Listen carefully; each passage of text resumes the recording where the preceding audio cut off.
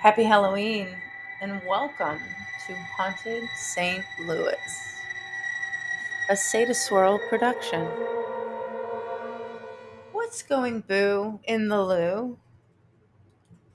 St. Louis is full of hauntings, lore, and urban legends. Our first urban legend finds us in North County on 4947 West Florissant Ave, which was once referred to as North 67 Highway. A quick Google search will end up results with the address, and you'll find yourself looking at images of Bellefontaine Cemetery. This urban legend is known as Hitchhike Annie. Annie roams between Calvary Cemetery and Bellefontaine Cemetery. She's described as a young woman in a white dress with long hair and pale skin, and she usually makes her appearance right as the sun is setting. As legend goes, she had attended a local dance, and after a fight with her date, she left on foot. She didn't live far, and she knew she could always grab a ride from a passerby. Times were simpler then, and she knew the area and its townfolk well. This, at the time, seemed to be the best option. Unfortunately for her, it was not. Although she was soon picked up and headed home, she never made it there. A fatal crash left her forever trying to find her way home.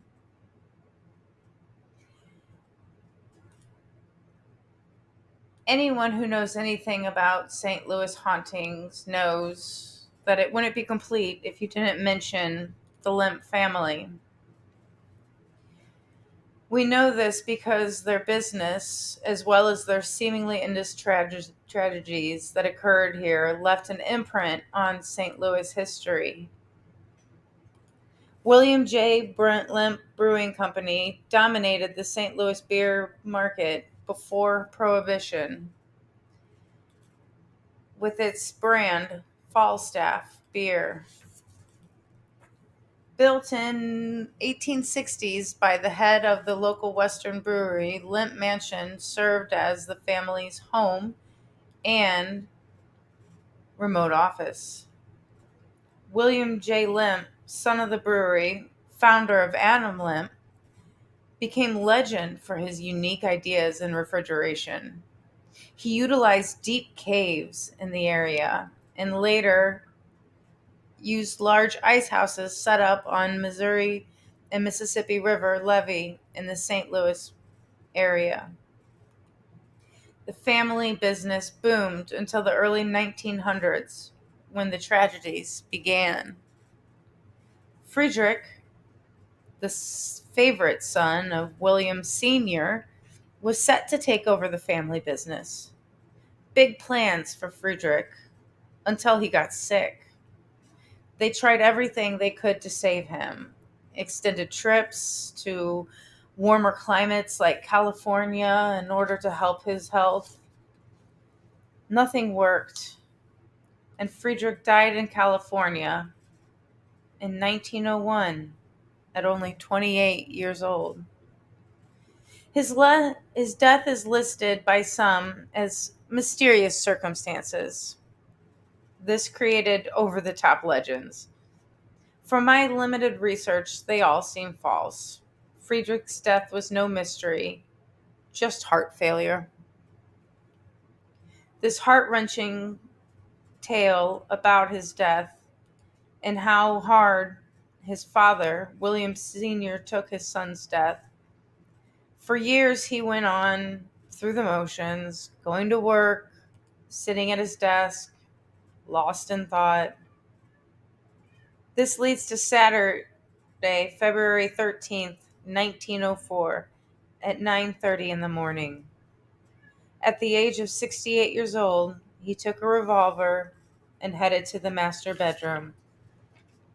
This happened after he complained of feeling sick that morning and he refused to eat his breakfast. His wife had gone out and the servants were busying themselves around the house. all before a gunshot rang out from the second floor. William's servants found him on the floor, gun clutched in his right hand. He had put the gun to his right temple and pulled the trigger. The reported reason? Increasing depression over the death of his favorite son, Friedrich. He was also mourning the death of his long lost friend, Fred Pabst, a Milwaukee brewer and the namesake of today's Blue Pabst Ribbon beer.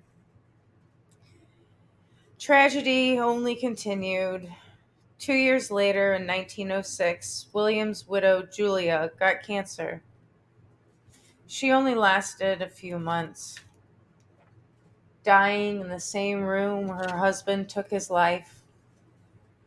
In the end, her end was peaceful, with her children at her side. Billy Limp Jr. pushed on, carrying the family's business on despite such hardships. But alcohol ruled his life in more ways than one.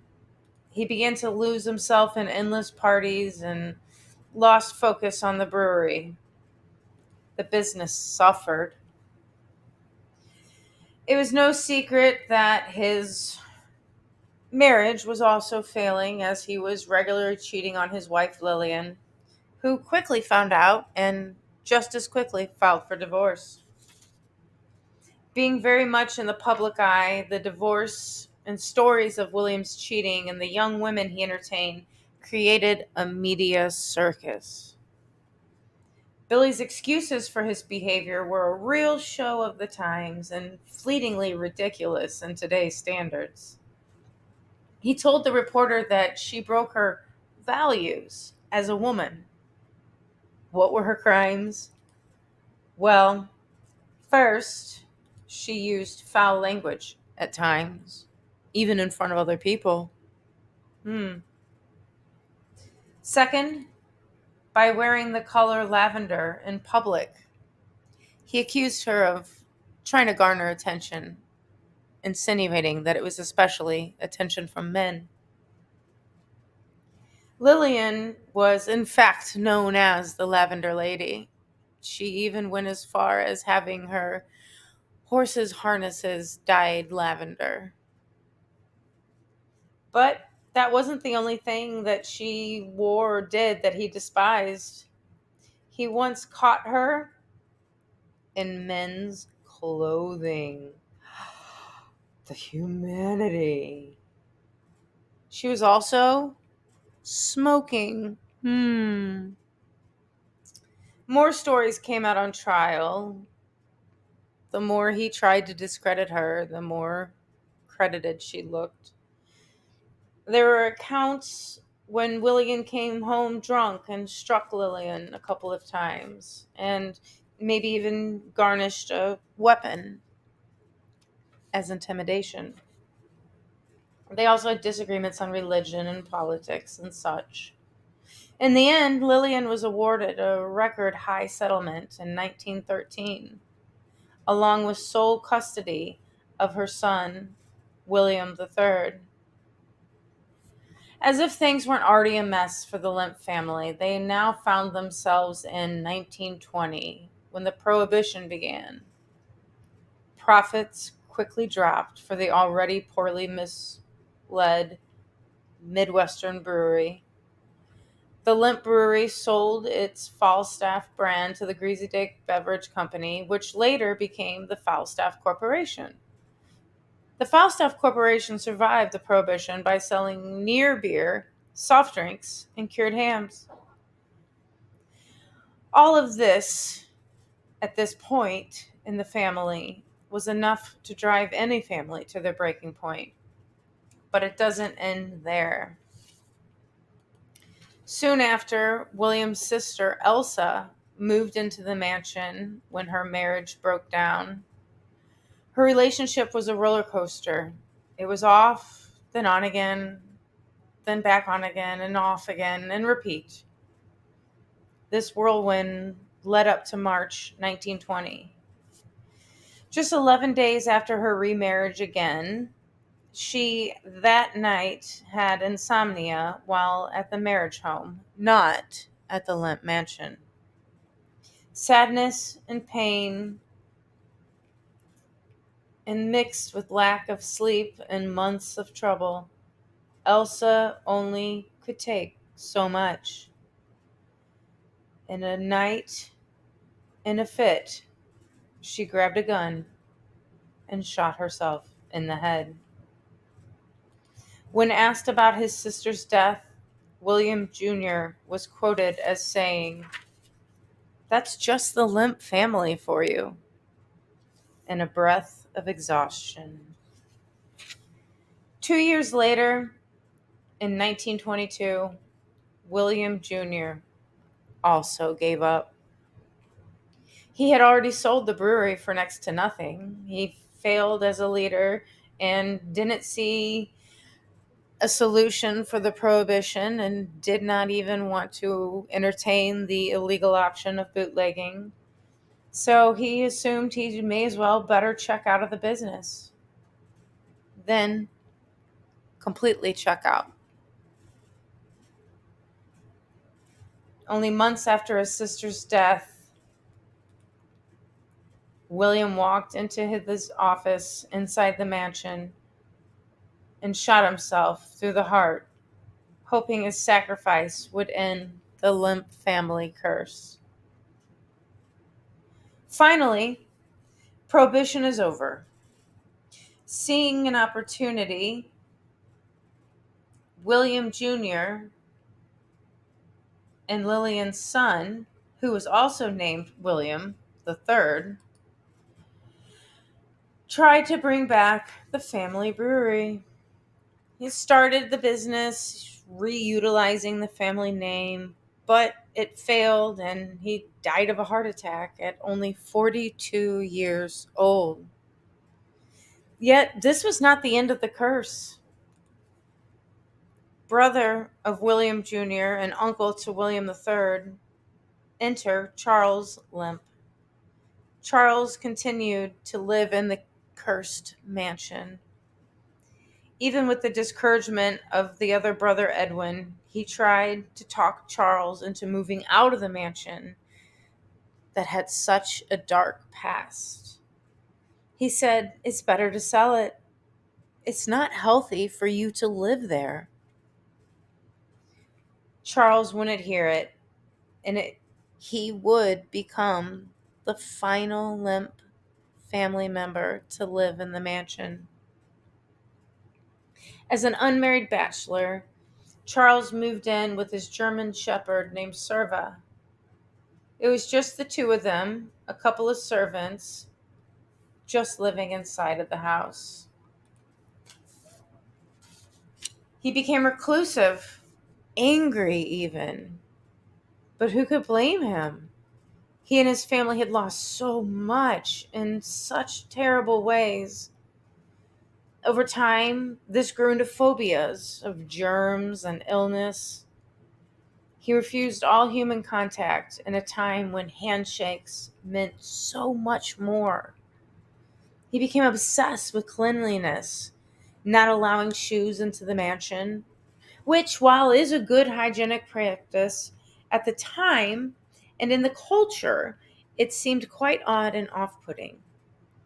He laundered his money in a very literal sense, washing it fervorously before even touching it. The only thing he washed more was himself, which was a minimum of 6 times a day.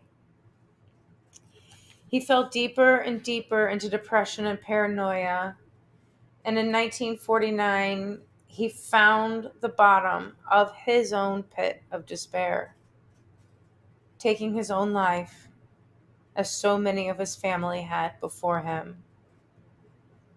And that is the legacy and the curse of the Lemp family.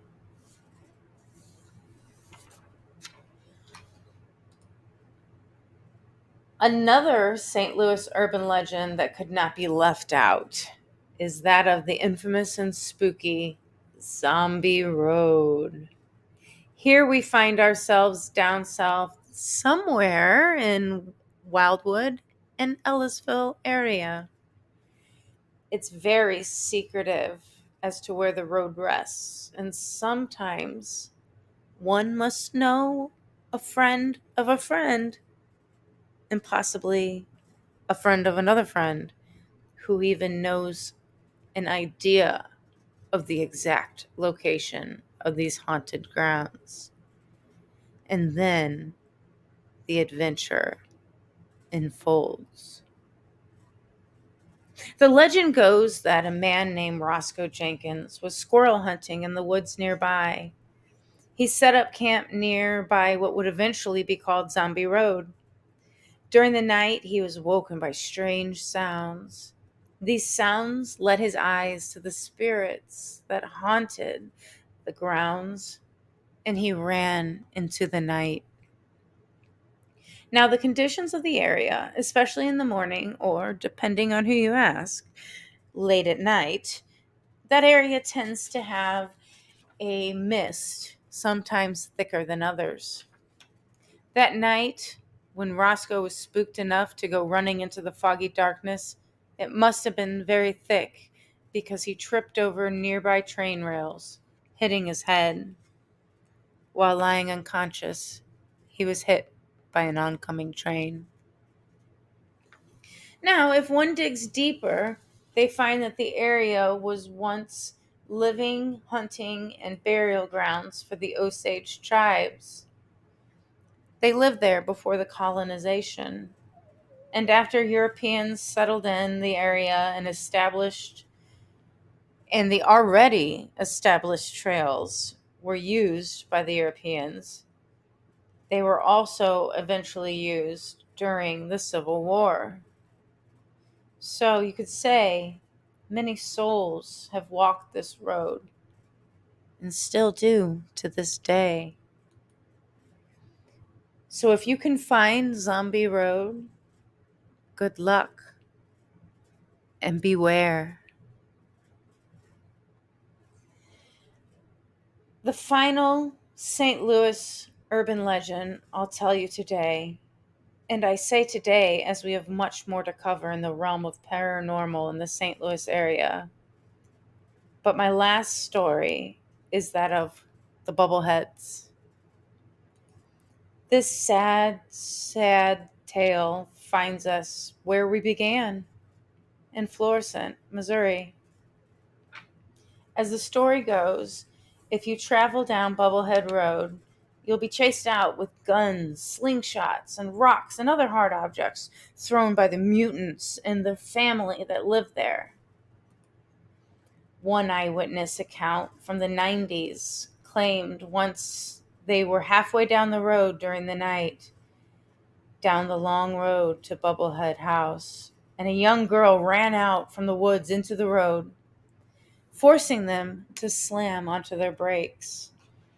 This fearless girl swiped back the dark hair that fell over her face just before lifting her arms, which held a slingshot, locked and loaded. Without hesitation, she let go as the rock flung into their windshield. They switched their car quickly into reverse and took off, never to return. Again, a little research will find the real horror story behind Bubblehead Road. You see, there was a family that lived there. A boy who grew up there had a condition called hydrocephalus. This condition causes a buildup of fluid in cavities called ventricles deep within the brain. The excess fluid increases in the size of the ventricles and puts pressure on the brain, which can also cause an enlarged brain. The locals called this child Bubblehead. They possibly gawked at and taunted the family enough to drive some sort of reaction out of the family, which led to these tales of an angry and violent family protecting a mutant child. Which begs the question, Who's the real monster in this story? And who's really going boo in the loo? Thank you for watching. Please like and subscribe for more. And sidebar, suicide is a triggering and deeply scarring issue. If you or someone you know is considering suicide, call or text 988. That's 988 immediately. Help is there. You are needed. There are also great resources for those suffering the loss of one from suicide, as well as many local services for those with depression that are free or low cost. Help is out there. Thank you for listening, and happy spooky season.